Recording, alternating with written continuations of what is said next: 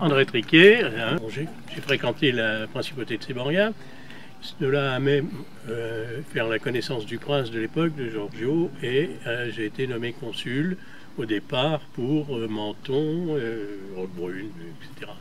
C'est effectivement la première fois que nous avons une délégation qui vient se produire à Séborga. Donc nous sommes un petit groupe par rapport à ce que représente le corps du guet de Toulon et l'ambassade de Provence, qui est la maison mère en quelque sorte. Nous avons eu vent par différents contacts avec des personnes de l'existence donc, de cette petite principauté. Je précise d'ailleurs que ma maman, dans les années 80-85, était venue ici promener avec un groupe organisé. Et ça m'était resté aussi en mémoire.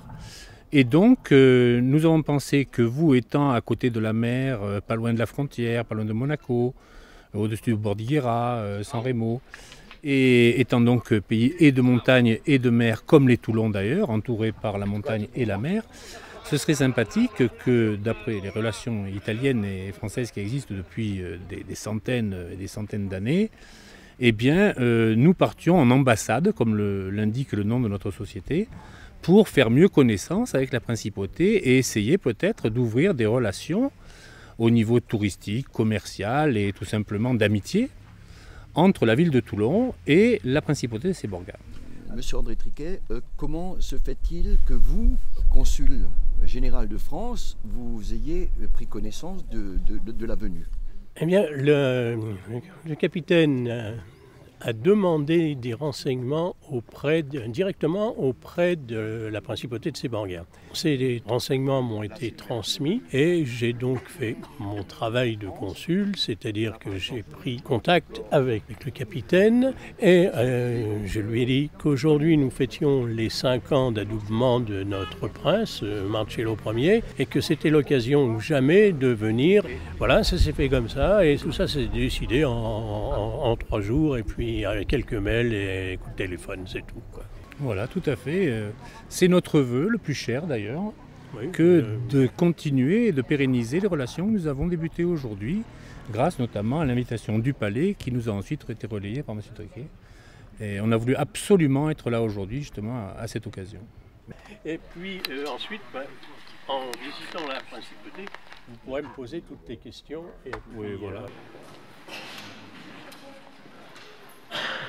Alors, bienvenue en principauté de Séborga. Je vais vous raconter un petit peu l'histoire de la principauté, mais je vais faire ça comme un consul, c'est-à-dire mais non pas comme un historien.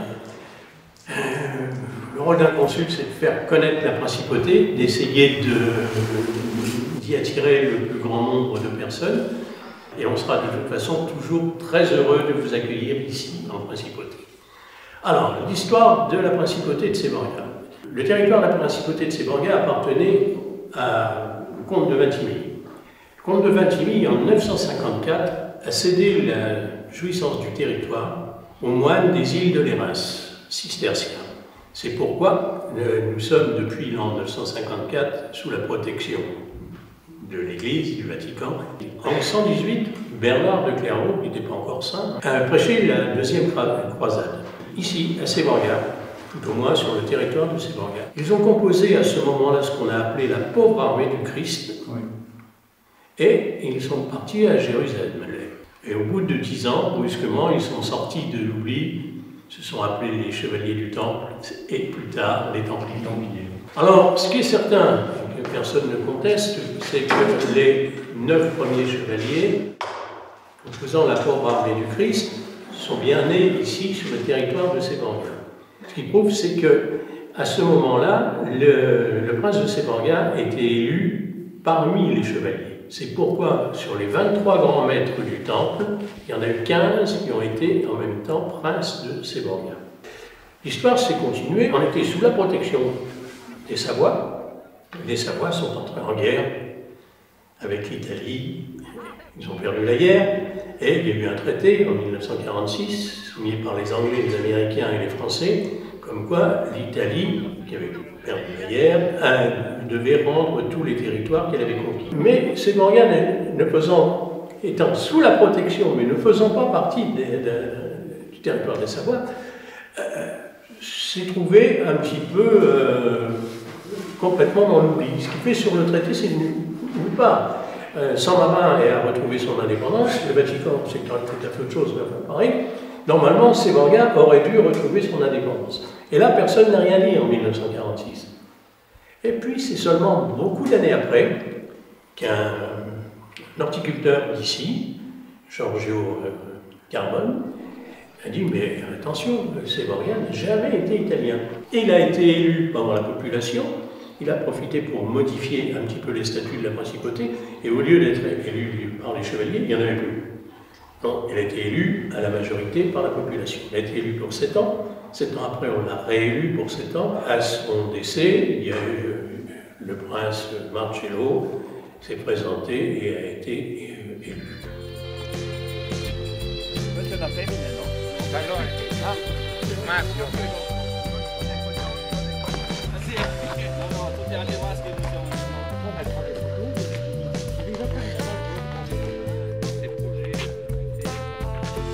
Pour nous accompagner dans cette visite de la principauté, aujourd'hui, nous avons tenu à nous adjoindre Diego Filancia, qui est un monsieur qui, au niveau toulonnais, varois, et de toute la côte méditerranéenne, a une certaine importance, puisqu'en fait, il est le prud'homme, c'est-à-dire le président des pêcheurs, le premier prud'homme des pêcheurs donc de Méditerranée, et en même temps, donc, juge du tribunal de pêche. Et il s'occupe de tout ce qui est juridiction, toute la réglementation de la pêche sur notre côte.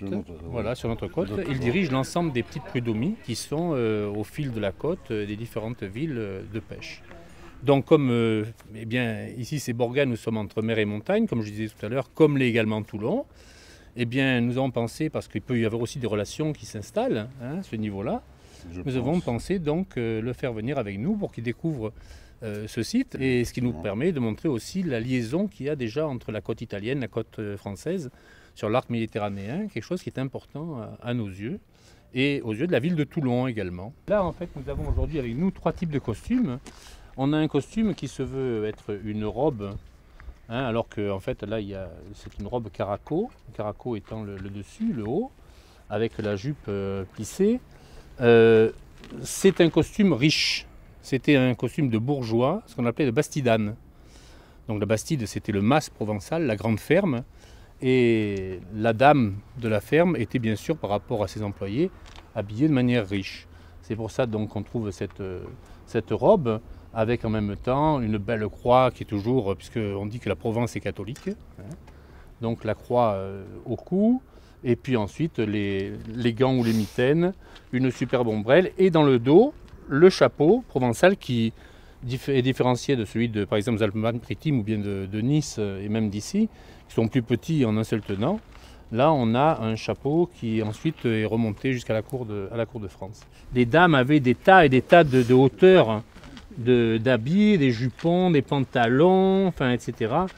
C'était quelque chose de terrible. Voilà. Tout cela étant normalement tenu par des épingles. Donc imaginez, le soir de la nuit de noces, quand il fallait enlever toutes les épingles, ça prenait du temps quand même. Ils arrivaient facilement au petit matin. Voilà. Donc voilà, ça c'est pour la bastidane, avec ensuite toujours un bijou. Et ensuite nous avons des robes qui sont des robes là ici de paysannes. De paysannes qui sont des robes typiquement toulonnaises. Typiquement toulonnaises. Alors vous avez toujours la jupe rayée, alors ça, celle-ci est une jupe authentique qui date des années 1780 à peu près, avec une chemise en grosse toile, un caraco, le foulard toujours. Alors comme nous sommes dimanche, c'est le foulard blanc, parce que normalement, quand c'est en travail, il y a toujours un foulard de couleur, pour être moins salissant. Bien sûr, une coiffe, qu'on appelle là la coiffe plate, alors que madame avait ce qu'on appelle la coquette, et pour cause. Et puis bien entendu le chapeau de travail et le tablier. Et vous remarquez une chose, c'est que les dames ont toujours les mains sous le tablier. Il était de rigueur de ne pas montrer les mains. Et alors une tenue qui est un peu particulière pour une dame, puisqu'en fait notamment elle n'a pas de coiffe, elle a un bonnet de police qui date de la Révolution. Elle est habillée aux couleurs post-royales, ex-royales, avec une jupe qui est une jupe bleu-blanc-rouge, jupe révolutionnaire, qui est d'époque d'ailleurs celle-ci, Voilà, avec un tablier bleu qui est un tablier de lourd travail, mais aussi pour accompagner la troupe et ne pas se salir. Parce qu'en fait, elle était chargée du bien-être des messieurs, leur apporter à boire pendant qu'ils marchaient, préparer le manger, etc. le soir. Et donc le bonnet de police, parce qu'elle était associée au régiment d'hommes. Il ne fallait pas qu'elle ait de tenue qui soit trop affriolante, trop féminine. Donc c'est pour ça qu'en même temps, on lui laissait les cheveux longs, alors que normalement, les cheveux longs, à l'origine, n'étaient faits que pour des personnes de mauvaise vie. Mais comme elle vivait toute la journée parmi les hommes, et en plus les soldats de l'époque, eh bien, on considérait que si elle arrivait à supporter ça, il pourrait supporter qu'elle soit un peu plus à l'aise que les dames qui étaient en coiffe.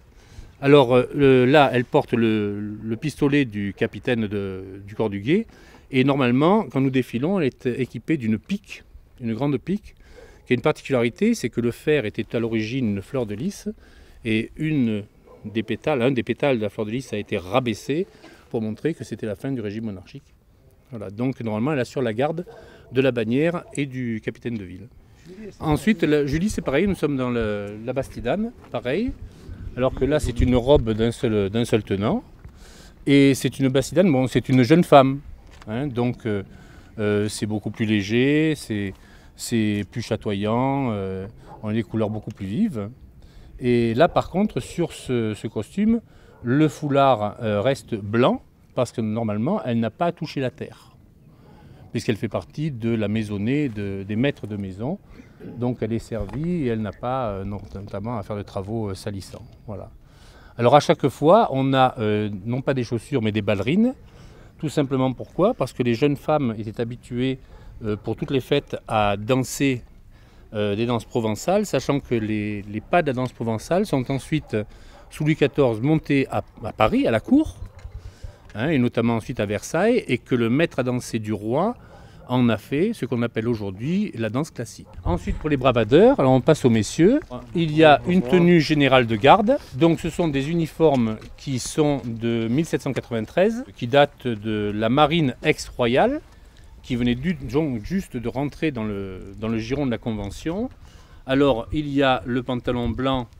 À bord, ils avaient des pantalons qui étaient coupés ici au niveau du genou et ils étaient nu-pieds. On ne mettait des chaussures que pour sortir à terre, hein, et encore dans les occasions officielles. Ensuite, il y avait donc la chemise blanche, la chemise surtout de grosses toiles écrues, hein, qui ensuite permettait juste de couvrir le pantalon, ce qu'on appelait les bleus de Chine pour la pêche par exemple, hein, et qui étant épaisse permet d'attraper la transpiration, de ne pas prendre mal. Vous avez dessus un Spencer, qui était la tenue donc requise à l'époque, hein, du temps du roi, pour les hommes du rang. Et la taillole rouge, c'est-à-dire la ceinture de flanelle, hein, qui vient couper le tout. Donc à l'origine, du temps du roi, la ceinture était bleue et rappelait donc les couleurs des décorations royales. Le bleu, bleu royal. Et sous la Convention, on est passé au rouge afin que la tenue ex-royale soit accommodée à la nouvelle couleur de ce qui sera la République, donc le bleu-blanc-rouge. C'est pour ça qu'on a la tenue qui est une tenue tricolore, bleu-blanc-rouge. Alors par-dessus, il y a à la tête donc un tricorne, et le tricorne a une particularité, celui-ci, c'est qu'étant donné que c'est un tricorne de la marine royale, on reprend le tricorne chouan, donc qui vient du côté de la Bretagne, et par-dessus, il y a une cocarde, et comme je l'expliquais précédemment, la cocarde, on peut s'interroger de savoir pourquoi les couleurs ne sont pas dans le sens du drapeau français national, alors que ce sont des cocardes françaises. C'est tout simplement parce que la marine portait les couleurs du roi, qui était la cocarde blanche, et lorsque Louis XVI était à Paris, a été pris en otage quelque part par les gens de la Convention, il a décidé de se mettre sous la protection de la garde nationale, qui alors était dirigée par Lafayette. Et la couleur du drapeau de la garde nationale, c'est le bleu et le rouge, la couleur de la ville de Paris. Le roi a pris la cocarde de Lafayette qui était bleu et rouge et l'a placée sur son tricorne, sur le blanc royal, donc ce qui voulait dire que la royauté était sous la protection de la garde nationale. le corps du guet était très particulier au niveau de sa mentalité. Vous savez que Toulon est toujours resté monarchique. Et donc, tout simplement, eh bien, le corps du guet a un petit peu rusé. Et au lieu de couvrir la cocarde par une bande qui serait une bande dorée, par exemple, comme ça se faisait habituellement, a décidé de remettre la couleur royale, le blanc, sur le parement qui est superposé à la cocarde, pour bien montrer que le roi était peut-être sous la protection de la République, mais c'était quand même le roi. Ensuite, l'armement, eh bien, la dotation individuelle est un fusil à poudre noire de calibre 45. Aujourd'hui, bien entendu, on tire à blanc, à savoir que le corps du guet, en plus, chez nous, à Toulon, est un corps du guet qui a l'autorisation et préfectorale et ministérielle de pouvoir tirer en France et à l'étranger, alors que les autres corps de bravade, comme à Saint-Tropez, Sainte-Maxime, ne peuvent tirer que chez eux à l'occasion d'une fête votive. Nous avons une autorisation générale sur le territoire et même sur le territoire européen.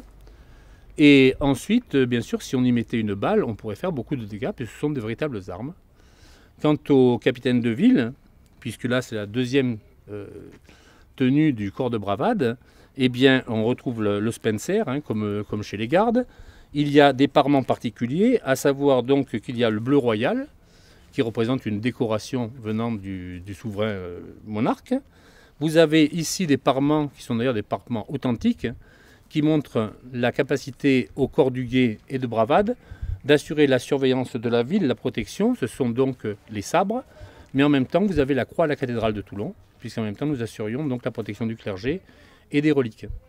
Ensuite, bon, à la place d'un pantalon, c'est une culotte avec les bas, donc on en revient vraiment au temps royal. Et par-dessus, eh bien, du fait de la Convention, le chef du corps du guet est devenu donc un des représentants de la Convention. C'était un homme de loi de la Convention, et donc c'est pour ça qu'on porte la grande écharpe bleu-blanc-rouge des conventionnels, qu'on retrouve aujourd'hui sous la forme des écharpes que portent nos maires, ou bien les préfets de police, ou les préfets, lorsqu'ils sont tenus officiels. Et donc il y a pour sa défense, d'une part, un pistolet de calibre 45, qui est là, qu'on peut prendre pour un pistolet de pirate, alors que c'est un pistolet de police. Voilà. Et ensuite, donc, il y a le sabre. Et les gens pensent que c'est un sabre qui est collé, que c'est juste pour faire joli. Mais en fait, non, c'est le véritable sabre de police de marine. Donc, avec la garde pour la main ici, c'est un système un peu particulier. Et donc, avec les armes de la marine, qui là n'est pas la marine nationale, mais la marine royale. Voilà.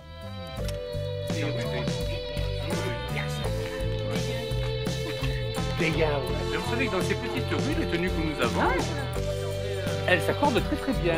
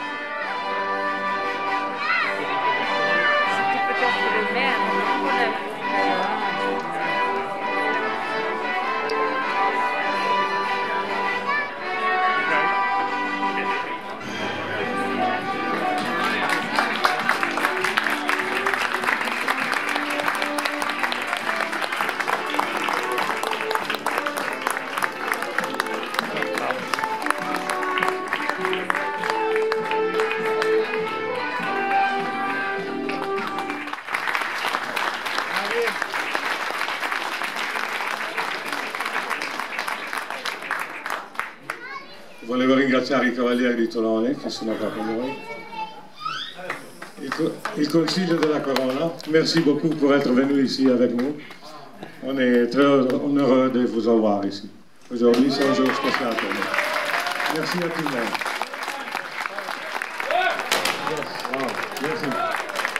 J'aimerais bien que le capitaine de Toulon nous rejoigne, s'il vous plaît. Voglio accogliere il capitano che è una personalità molto importante in Francia, in Toulon, perché vorrei che continua questo primo soggiorno qua a Seborga. Presento anche il sindaco, che forse che possono fare qualcosa insieme, sia turismo eccetera, con il Principato. Ecco.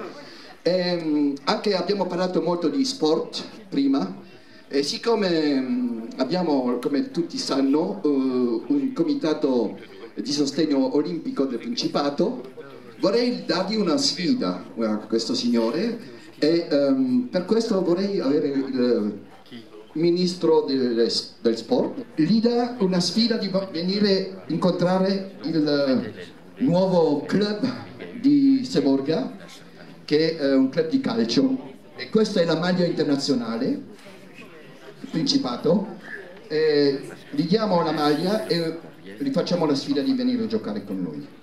Alors on vous remet le maillot de la principauté de Seborga, donc de la fédération de foot, mais en même temps on vous lance un défi, vous venez jouer à Seborga contre nous, et que le meilleur gagne.